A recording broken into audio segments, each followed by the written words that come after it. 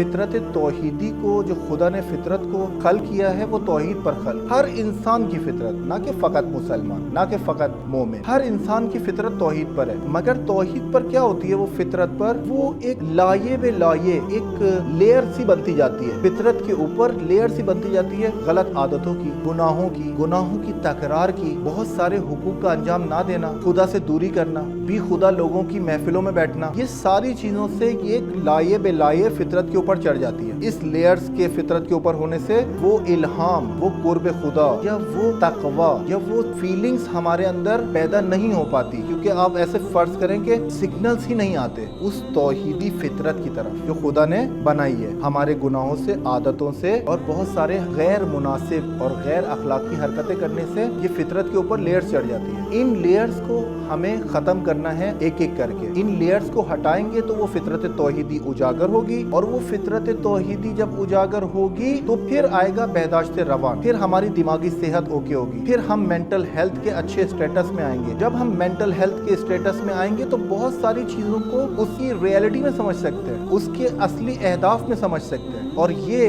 हमारे उलमा बयान करते हैं कि आप ये जो काम करते हैं, अगर फितरत के ऊपर गुनाहों की लेयर्स, गलत आदतों की लेयर्स चढ़ गई हैं, तो इन लेयर्स को जो साफ करना है फितरत तौहीदी तक पहुंचने के लिए, तो बेहतरीन काम तज़किया है। आप देखिए हौज़े इल्मिया कौम या दीगर हौज़े इल्मिया में उलमा कहते हैं कि आपके आने का मकसद 3 होना चाहिए: तहकीक, तज़किया, तहम्मुल, कि आप दीगरान की चीज़ों को कैसे तहम्मुल करते हैं। तज़किये के अंदर आपको क्या सिखाया जाता है कि तज़किया करना है आपने, यानी उसी तौहीदी लेयर्स को, उन लेयर्स को साफ करना है ताकि फितरत तौहीदी की तरफ आप रुजू कर सके। उलमा फरमाते हैं कि ये जो आप शब कद्र को कुरान सर पे रख कर 14 मासूमीन का वास्ता देते हैं, या आइम्मा अतहार की ज़ियारत पे जाते हैं और उनसे तमस्सुक या उनसे उनका वसीला करार देते हैं खुदा की ज़ात की तरफ, ये सारे काम वो उसकी कारकर्दगी को, उस फितरत के लेयर्स को हटाने में, रिमूव करने में बहुत मुअस्सर साबित होती है। तो आप देखें कि ये तज़किया बहुत ज़रूरी है, और ये हमें दिमागी सेहत जब आ जाएगी हमारे पास, तो हम बहुत सारी चीज़ें, अगर किसी के पास दिमागी सेहत नहीं है तो वो कोई किताब का मुतालिया करे, वो मतलब को नहीं समझ सकता। अगर किसी के पास दिमागी सेहत नहीं है तो वो किसी मजलिस में जाए, किसी लेक्चर्स को सुने, उससे हासिल नहीं कर सकता कुछ, उसकी मेंटल स्टेट ऐसी नहीं है।